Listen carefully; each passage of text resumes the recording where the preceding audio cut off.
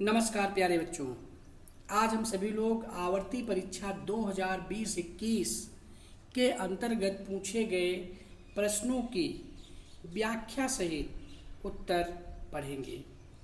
जैसा कि इस आवर्ती परीक्षा में कुल 3 प्रकार के प्रश्न पूछे गए थे, जिसमें प्रश्न संख्या 1 से लेकर 20 तक बहुविकल्पीय प्रश्न, प्रश्न संख्या 21 से लेकर 28 तक अति लघु उत्तरीय प्रश्न और प्रश्न संख्या 29 से लेकर 34 तक लघु उत्तरीय प्रश्न पूछे गए थे।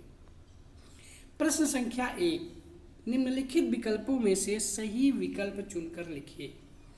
सदाचार में उपसर्ग है सत, आ और आचार। सदाचार में आपका जो उपसर्ग है इन 4 विकल्पों में वह है सत। सत उपसर्ग से आपका बना है सदाचार, तो आपका सही उत्तर इसमें क्या होगा? सत उपसर्ग। समादर में उपसर्ग है प्रति, वी और उ नहीं है। जैसा कि आपको पता है कि जो शब्दांश किसी शब्द के आगे लगकर उसके अर्थ में परिवर्तन कर देते हैं उसे हम उपसर्ग कहते हैं। तो यहाँ आदर शब्द के पहले आपका सम उपसर्ग लगा है, इसलिए यह बनता है आपका समादर। ठीक, तो यहाँ पर आपका कौन सा उपसर्ग है? सम उपसर्ग है। इसी तरह पहले प्रश्न में सदाचार, आचार शब्द में यहाँ पर सत उपसर्ग लगा है और इस सत के ता की जगह पर जो है व्यंजन संधि होकर के ता को दा हो जाता है, तो बन जाता है सदाचार। इसलिए सदाचार में आपका सत उपसर्ग है और समादर में आपका सम उपसर्ग है। तीसरा प्रश्न है अध्यक्ष में उपसर्ग है अधि, अति, अध और प्रति। अध्यक्ष में आपका अधि उपसर्ग है। अधि उपसर्ग पूर्वक अच्छ जो कि मूल शब्द है, अच्छ शब्द से आपका बनता है अध्यक्ष। तो अध्यक्ष में जो अधि उपसर्ग है उस अधि में जो छोटी की मात्रा लगी हुई है, इस छोटी की मात्रा की जगह पर आपका बन जाता है यण संधि के अंतर्गत ई को या, तो आपका बन जाता है अध्यक्ष। तो जो है अध्यक्ष में कौन सा उपसर्ग है? अध्यक्ष में आपका अधि उपसर्ग है। नि उपसर्ग से संबंधित शब्द बताइए। जैसा कि आपको पता है कि जो शब्दांश किसी शब्द के आगे जुड़ करके उनके अर्थ को बदल देते हैं उसे हम कहते हैं उपसर्ग। तो निबंध में संहार में आपका सम उपसर्ग है, परिवार में आपका परि उपसर्ग है, और में कोई उपसर्ग नहीं है, उपसर्ग रहित शब्द है। और निबंध में आपका नि उपसर्ग है। तो नि उपसर्ग होने के कारण नि उपसर्ग किसमें है? बंध शब्द, यहाँ पर मूल शब्द है बंध माने बंधना, और उसके आगे जब नि उपसर्ग लग जाता है तो आपका बन जाता है निबंध, निश्चित रूप से बंधा हुआ। तो यहाँ पर नि उपसर्ग से संबंधित शब्द क्या है? आपका निबंध। निम्नलिखित में से किस शब्द में उपसर्ग है? यानी यहाँ पर लालिमा, पराजय, दशक और कारीगर, इन शब्दों में ऐसा वह कौन सा शब्द है जिसमें उपसर्ग का प्रयोग किया गया है? तो लालिमा में देखेंगे हम तो यहाँ पर आ प्रत्यय है। जो है प्रत्यय अभी आपको पढ़ाया नहीं गया है बेटा जी। प्रत्यय की परिभाषा होती है जो शब्दांश किसी शब्द के अंत में, अंत मतलब पीछे लगकर उसके अर्थ को बदल देते हैं उसे हम प्रत्यय कहते हैं। तो लालिमा में आपका आ प्रत्यय है, दशक में आपका अक प्रत्यय है और कारीगर में आपका गर प्रत्यय है।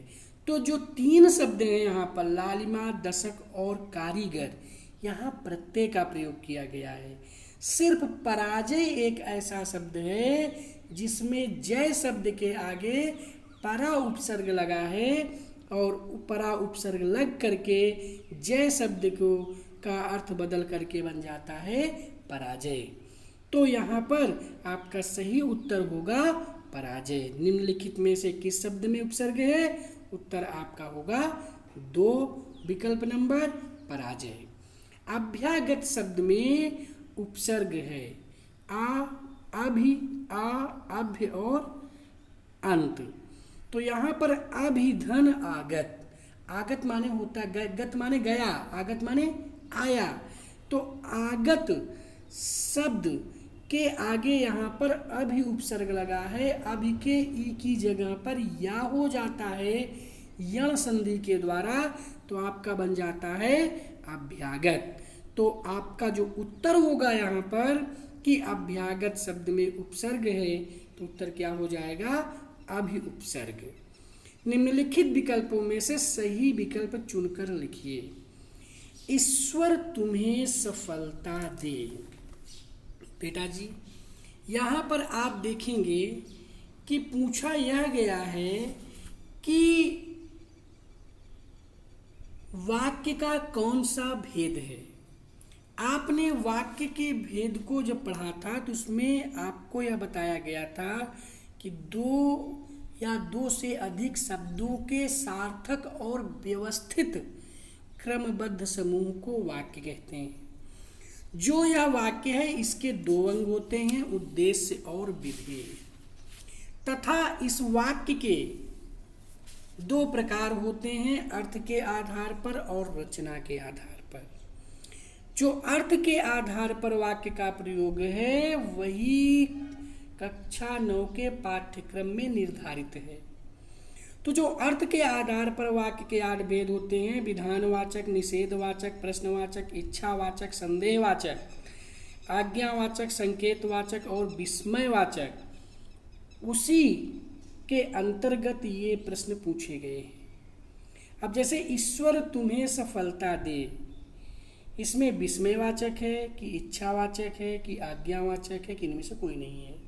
तो इसका जो सही उत्तर होगा वह होगा इच्छावाचक वाक्य, क्योंकि जो इच्छावाचक वाक्य है, इच्छावाचक वाक्य में की परिभाषा यह है कि जिस वाक्य से इच्छा, आशीर्वाद, शुभ कामना आदि का बोध होता है उसे हम इच्छावाचक वाक्य कहते हैं।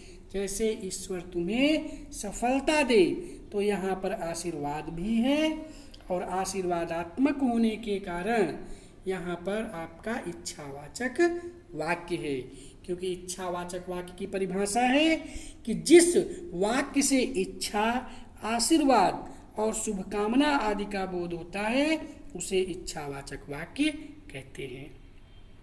वहां जाओ वाक्य का भेद है निषेधवाचक, अनुरोधवाचक, आज्ञावाचक, प्रश्नवाचक। निषेधवाचक वाक्य में नकारात्मकता होती है, वहाँ मत जाओ। अनुरोधवाचक वाक्य में अनुरोध किया जाता है, कृपया वहाँ चले जाओ। आज्ञावाचक वाक्य में वहाँ जाओ। प्रश्नवाचक वाक्य में क्या वहाँ जाओगे, इस तरह से वाक्य बनते हैं। तो वहाँ जाओ यहाँ पर आदेश दिया जा रहा है, आदेशात्मक है, आज्ञा दी जा रही है कि वहाँ जाओ, इसलिए यहाँ पर आपका आज्ञावाचक वाक्य होता है।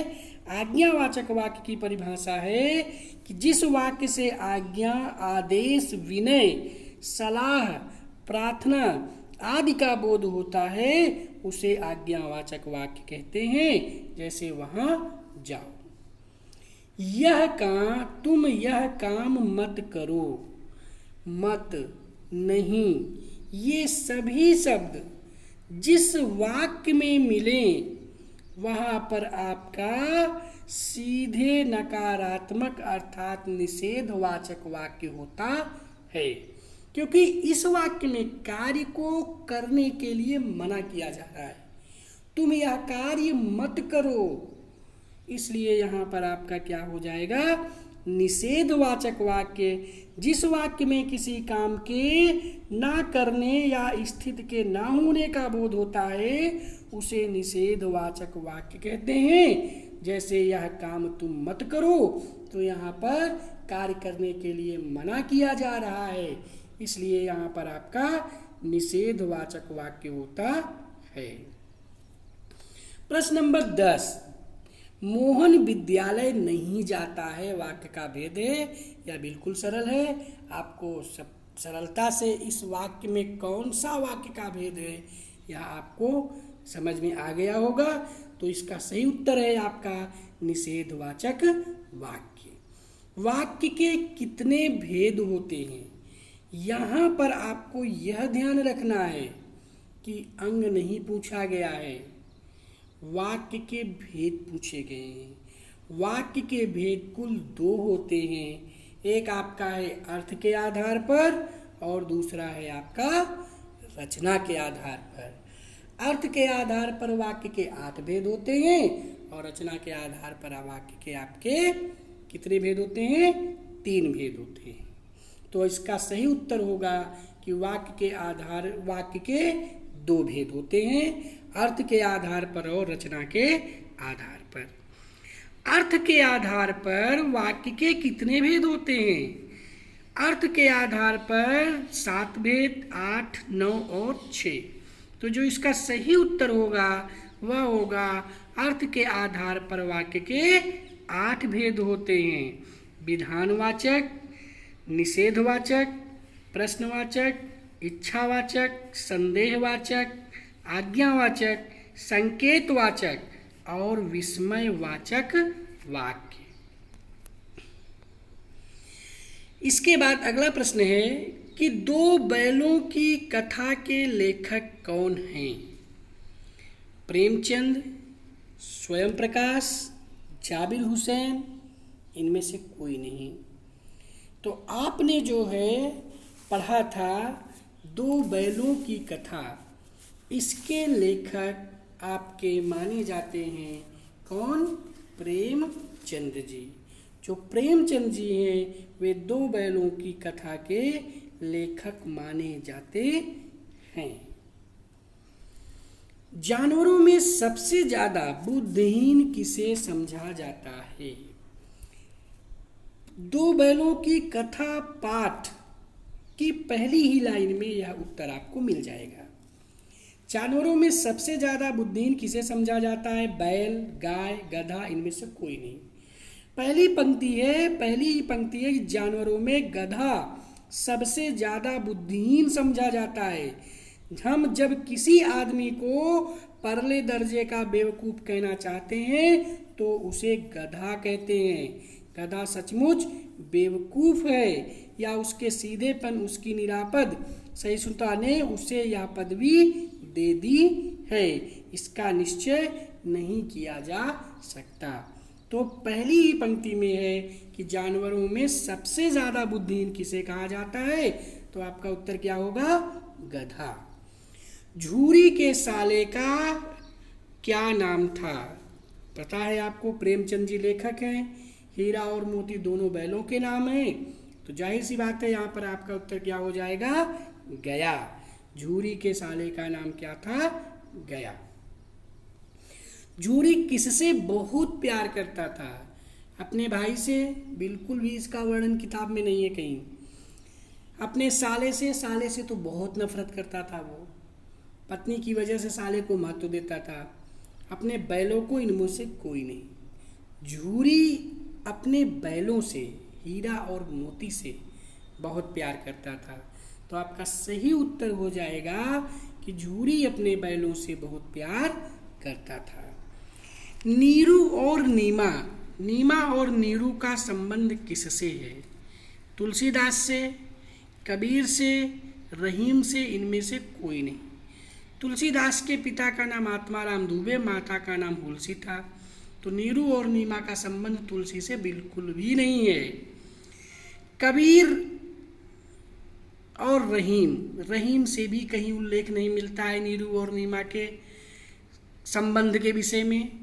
बचते हैं आपके कबीर को जिस समय विधवा ब्राह्मणी लोकलाज के शर्म से बचने के लिए, लोकलाज के शर्म के कारण इन्हें जो है तालाब में प्रवाहित कर देती है, तो ये बहते हुए जब जाते हैं तो इन्हें नीरू और नीमा नामक जो है जुलाहा दंपत्ति, जो कि जाति से मुसलमान थे, इन्हें देखते हैं और इस बालक को अपना लेते हैं। तो इस तरह से नीरू और नीमा ये दोनों पालक माता पिता कबीरदास के कहलाते हैं। तो नीरू और नीमा का संबंध किससे है? कबीर से है। कबीर के गुरु का नाम क्या था? इसमें रामानंद, परमानंद दोनों, इनमें से कोई नहीं। इसका सही जवाब है रामानंद।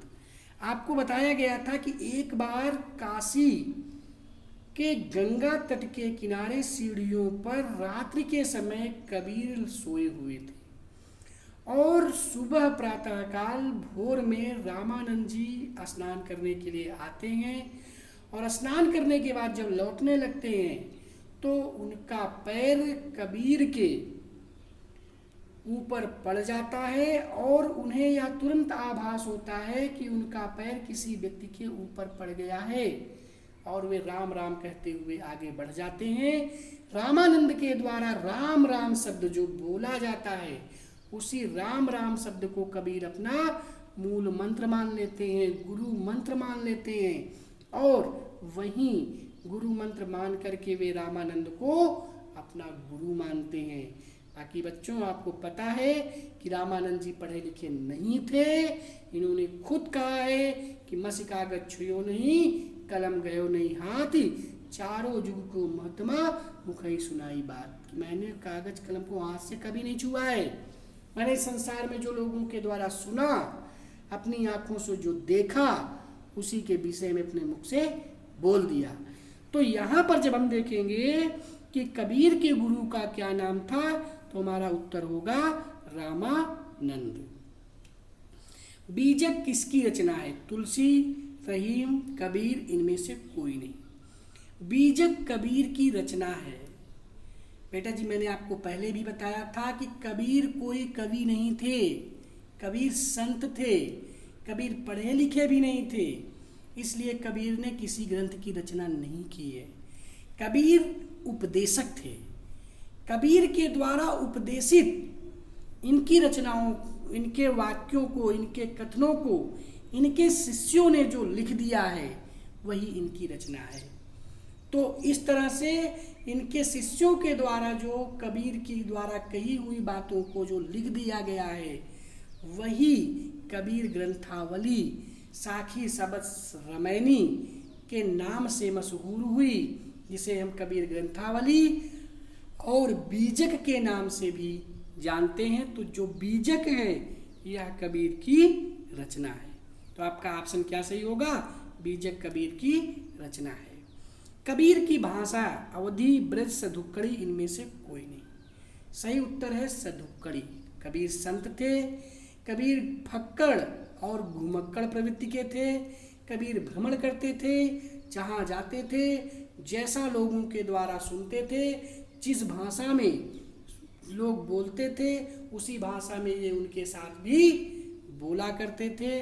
तो इस तरह से कबीर की जो भाषा है, वह कई भाषाओं से मिश्रित हो जाती है और मिल जाने के कारण हम उसे पंचमेल खिचड़ी की संज्ञा देते हैं। यहाँ तक कि हजारी प्रसाद द्विवेदी जी ने तो इन्हें भाषा का डिक्टेटर कह दिया था। तो जो कबीर की भाषा है, वह भाषा क्या है? चूंकि कबीर पहले संत थे, बाद में कवि हुए हैं, इसलिए एक संत की भाषा क्या होती है? सधुक्कड़ी भाषा होती है। तो यहाँ पर जो कबीर की भाषा है, वह आपकी सधुक्कड़ी भाषा है। निम्नलिखित अतिलघुत्तरीय प्रश्नों के उत्तर दीजिए। झूरी के दोनों बैलों के नाम क्या हैं? आपको बहुत सरलता से पता है इसका उत्तर। झूरी के दोनों बैलों के नाम हीरा और मोती हैं। हीरा और मोती आपस में कौन थे? हीरा और मोती आपस में एक सच्चे दोस्त थे, मित्र थे। गया कौन था? गया झूरी का साला था। लेखक में गधे का छोटा भाई, लेखक ने गधे का छोटा भाई किसे कहा है? लेखक ने गधे का छोटा भाई बैल को कहा है। इस संसार में सच्चा संत कौन कहलाता है?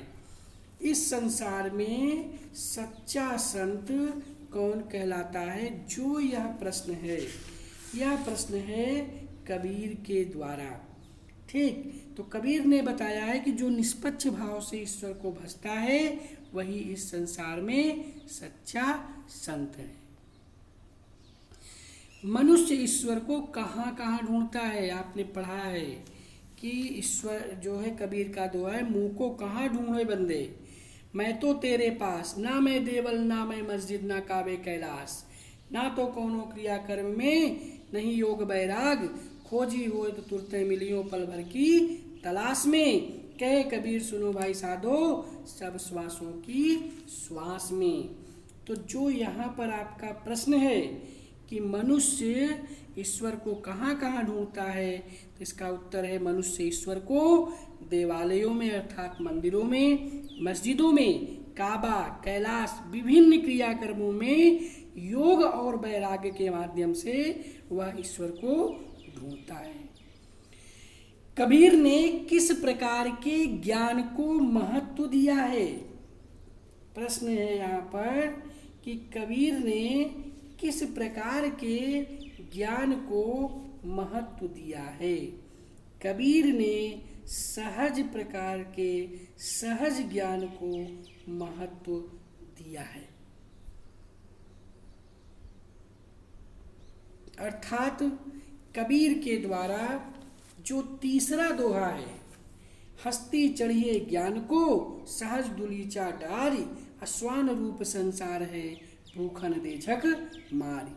अर्थात कबीर के अनुसार कि हे मनुष्य, तुम ज्ञान के हाथी पर चढ़ना लेकिन सहज का दुलीचा डालकर, क्योंकि यह संसार कुत्ते के समान है जो अवसर पाकर अनायास भौंकता रहता है।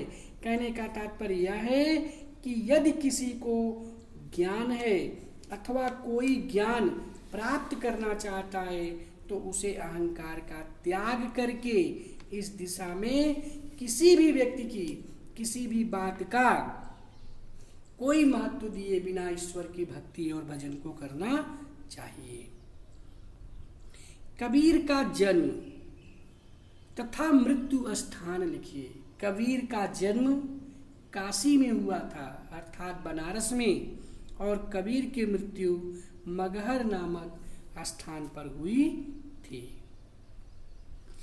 निम्नलिखित अति लघुत्तरीय प्रश्नों के उत्तर दीजिए। यहाँ पर आप देखेंगे प्रश्न के रूप में विद्यमान है कि काजी हाउस में कैद पशुओं की हाजिरी क्यों ली जाती थी? यह जो प्रश्न है, यह प्रश्न है दो बैलों की कथा नामक पाठ से। तो इसका उत्तर है कि काजी हाउस में कैद पशुओं की हाजिरी इसलिए ली जाती थी क्योंकि वहाँ की दीवारें कच्ची थी और अलग अलग तरह के पशुओं को उसमें बंद कर रखा था।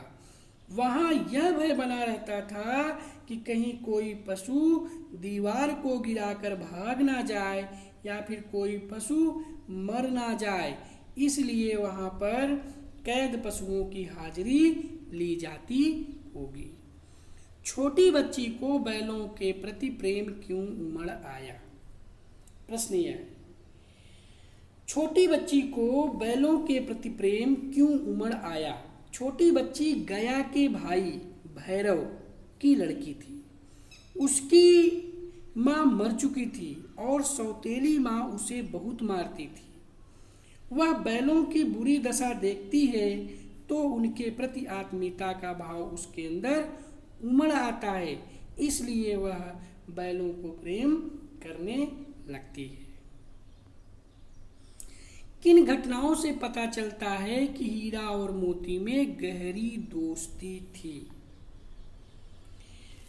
इस कहानी में अनेक घटनाएं हैं जिनसे हमें यह पता चलता है कि हीरा और मोती में गहरी दोस्ती थी। उन दोनों में ऐसी गुप्त शक्ति थी कि एक दूसरे से मूक भाषा में विचार विनिमय करते थे। दोनों एक साथ उठते बैठते, यहाँ तक कि नाद में, नाद मतलब हौदे में, एक साथ मुंह डालते और एक साथ ही हटाते थे। एक बार झूरी का साला गया, दोनों बैलों को अपने साथ ले गया। वहाँ वे दोनों सलाह बनाकर रस्सियाँ तोड़कर वापस झूरी के घर पर आ जाते हैं। दूसरे दिन गया उन्हें फिर ले जाता है।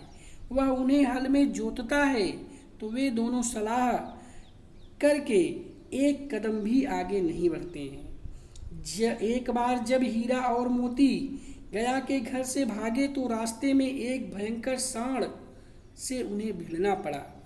वहाँ पर उन दोनों ने मिलकर सांड को बुरी तरह परेशान किया और उसे तब तक भगाते रहे जब तक वह बेदम होकर गिर नहीं गया। मटर के खेत में मोती के पकड़े जाने पर हीरा भी यह सोचकर वहां आ जाता है कि फंसेंगे तो दोनों ही फंसेंगे। काजी हाउस में दीवार गिराने का प्रयास करने पर हीरा को डंडे से मारा जाता है।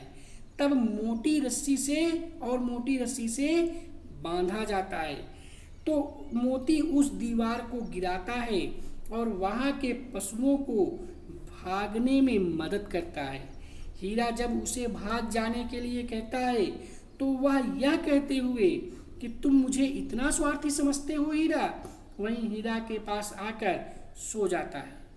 एक डढ़ियल आदमी काजी हाउस की नीलामी से उन दोनों को खरीद कर ले जाता है। चलते चलते उन्हें रास्ता जाना पहचाना लगता है तो दोनों मित्र वहां से भाग खड़े होते हैं और झूरी के घर पर आकर रुकते हैं। डढ़ियल आदमी वहां आता है तो मोती उसे भगा देता है। कवि ने सच्चे प्रेमी की क्या कसौटी बताई है। प्रेमी ढूंढत मैं फिरो, प्रेमी मिले न कोई, प्रेमी को प्रेमी मिले सब विष अमृत होय। यह पंक्ति कबीर की है। कबीर ने सच्चे प्रेमी की कसौटी बताते हुए कहा है कि जब सच्चा प्रेमी अपने प्रीतम से मिलता है तो उसके मन का वियोग रूपी विष मिलन सुख से उत्पन्न अमृत के रूप में बदल जाता है।